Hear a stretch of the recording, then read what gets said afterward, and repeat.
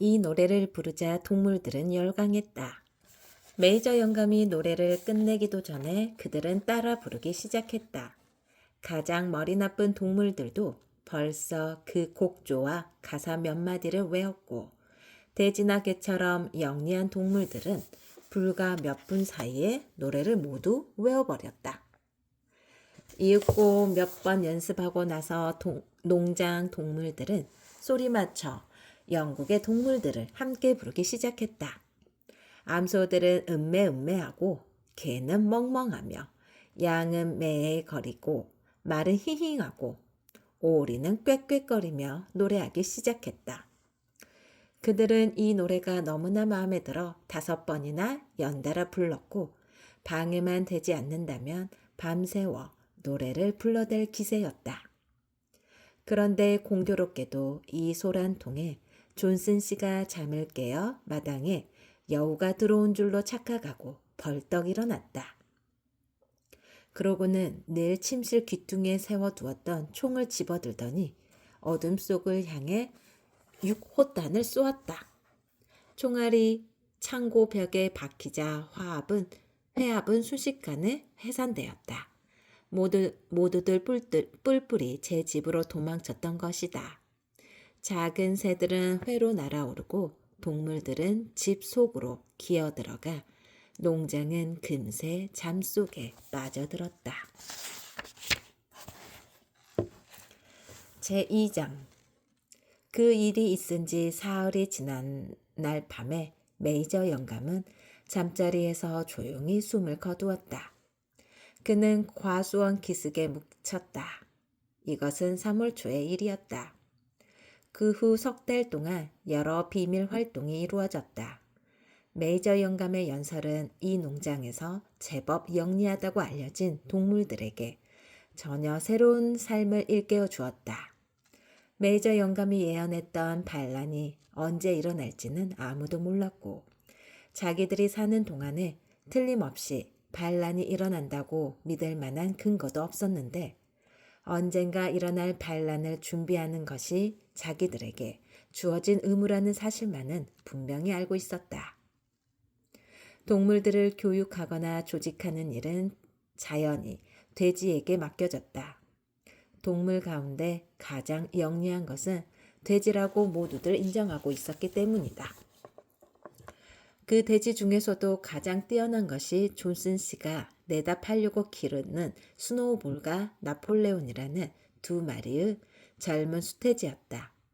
나폴레온은 몸집이 크고 사납게 생긴 버크쇼종의 수태지였다.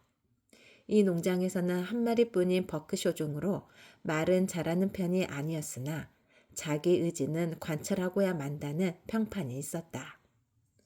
스노우볼은 나폴레옹보다 쾌활하고 말도 잘하고 재능도 있었지만 나폴레옹과 같이 밀어붙이는 힘이 부족하다는 평판이었다. 그 밖의 수태지는 전부가 식용돼지였다. 그 가운데 가장 이름이 알려진 것은 스킬러였는데 통통하게 살찐 돼지로 둥그런 볼과 반짝이는 눈, 민첩한 동작과 날카로운 목소리의 소유자였다.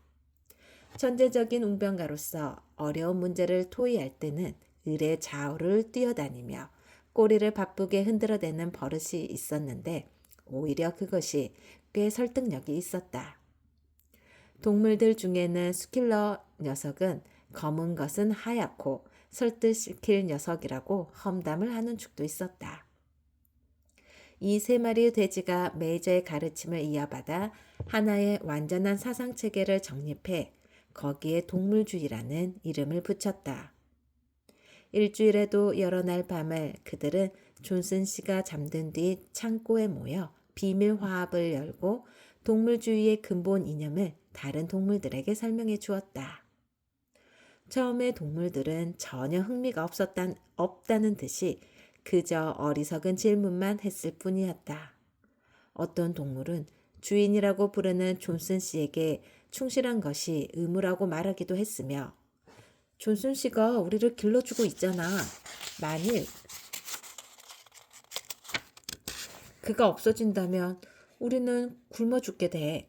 라는 유치한 말을 하기도 했다.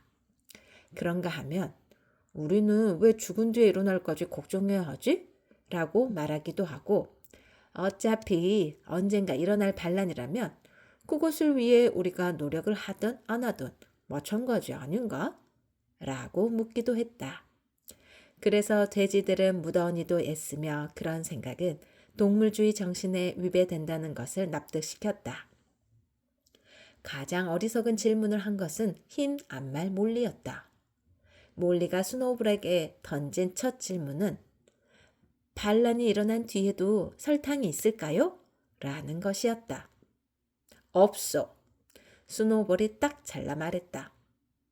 이 농장에는 설탕을 만드는 설비가 없으니까. 그리고 설탕 따위는 필요 없어. 귀리나 건초를 실컷 먹을 수 있을 테니. 그럼 그때도 내 갈기에다 리본을 맬 수 있을까요? 몰리가 다시 물었다. 동무, 스노우볼이 말했다. 당신이 그토록 소중하게 여기는 그 리본은 노예의 표지요. 자유가 리본보다 더 귀중하다는 것을 모르는 모양이군. 몰리는 대충 알아들긴 했지만 속 시원히 이해한 것 같지는 않았다. 돼지들은 길들인 갈가마기 모제스가 퍼뜨리는 헛소문을 수습하느라 진땀을 뺐다. 존슨 씨가 유달리 귀여워하는 모제스는 첩자이고 고자질쟁이였으며 그의 말솜씨 또한 뛰어났다. 모제스는 동물이 죽으면 누구나 가게 되어 있는 얼음사탕 산이라는 신비한 나라를 안다고 주장했다. 모제스의 설명에 따르면 그곳은 구름이 떠있는 높은 하늘 너머 어딘가에 있다고 했다. 얼음사탕 산에는 일주일인 7일 모두가 일요일이고 1년 내내 클로버가 여기저기에 피어 있으며 울타리에는 각설탕과 설탕조림 찌꺼기가 열려 있다고 했다.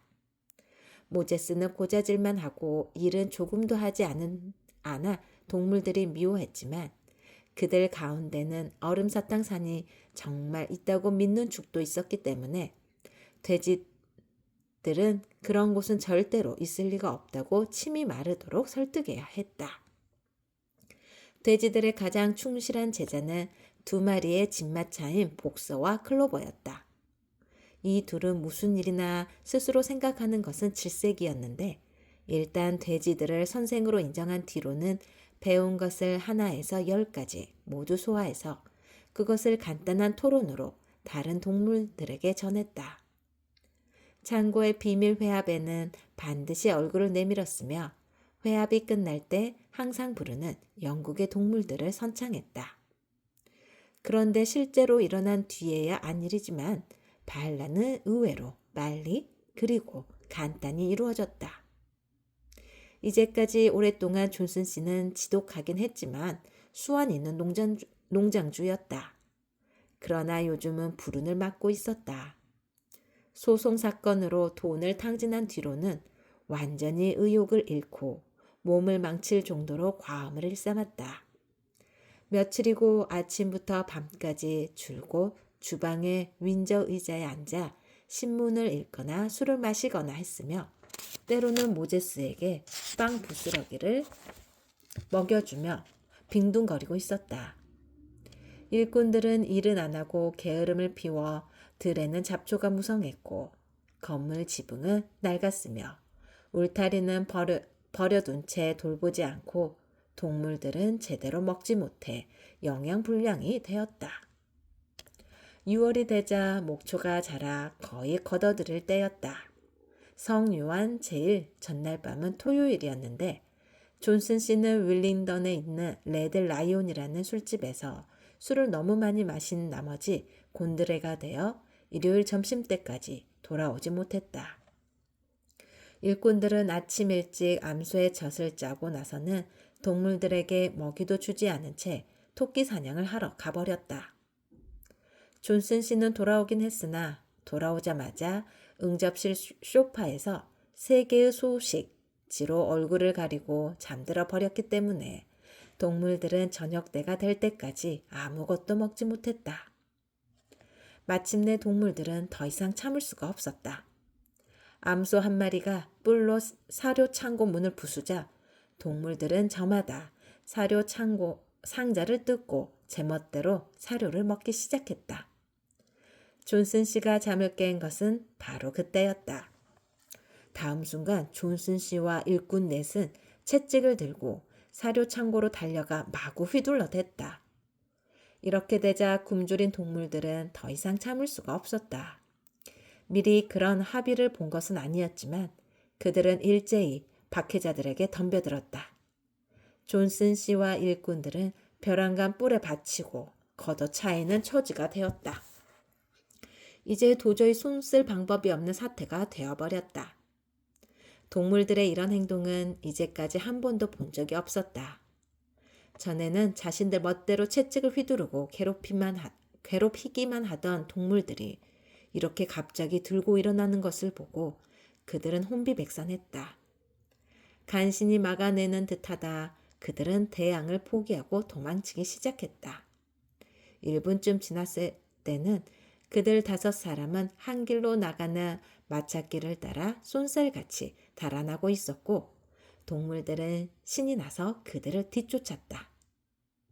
침실 창문으로 내다보던 존슨 부인은 사태를 알아차리고 서둘러 여행 가방에 몇 가지 일상용품을 챙겨놓고는 다른 길로 눈치채지 않게 농장을 빠져나갔다. 모제스는 회에서 날아올라 깍깍하고 울어대면서 부인의 뒤를 따라 날아갔다. 한편 동물들은 존스와 그 일당을 한 길까지 내몰고 나서 썩 꺼지라는 듯이 5개의 가로대로 만든 문을 쾅 닫아버렸다.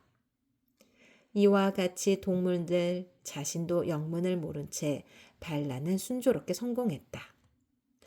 존스는 추방당하고 장원 농장은 동물들의 것이 되었다.